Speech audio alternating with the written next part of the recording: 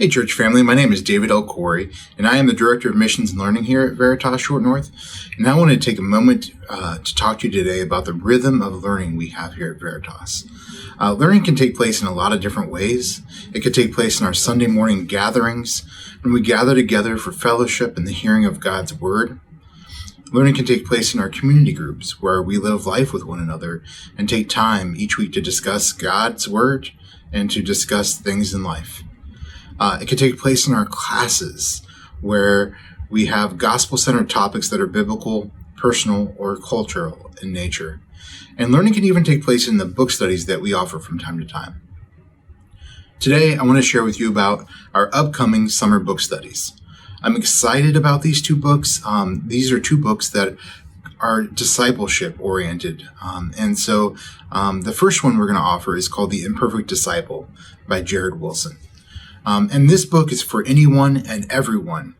But specifically, if you just heard me say we're going to offer a book study on discipleship and you thought, here we go again, another book study on discipleship or more talk about discipleship, or why does this church or any church ever talk about discipleship so much? What about me? What about my needs, where I'm at in life? You know, I sin and I mess up or I just can't get my act together, or, I pray and I just don't feel like God hears me or responds. Well, this might just be the discipleship book for you. This might be the discipleship book you need, because it's an honest approach to discipleship, and it doesn't demand that you be perfect, but it helps us understand what Christ has done for us. And so that's really the approach. The second book that we're offering is called Gospel Fluency by Jeff Vanderstelt. And so this book is for anyone who wants to understand how to grow in their knowledge of the gospel and how it applies to every aspect of life. They say the only real way to become fluent in a language is to be immersed in it, where you can practice it and live it, and then you have no other choice but to use it. And becoming fluent in the gospel is much the same way. It requires immersion. You have to get into it, and you have to use it, and you have to use it because you have no other choice.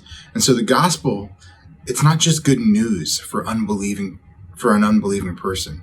It is that, but it's so much more. The gospel is good news for me right here today in my life. It's good news for when things are going really great, and it's good news for when things are going really bad. It's good news for when there's times of joy and when there's times of sin and unbelief. And so gospel fluency is believing the gospel and speaking the truths of the gospel in the everyday stuff of life.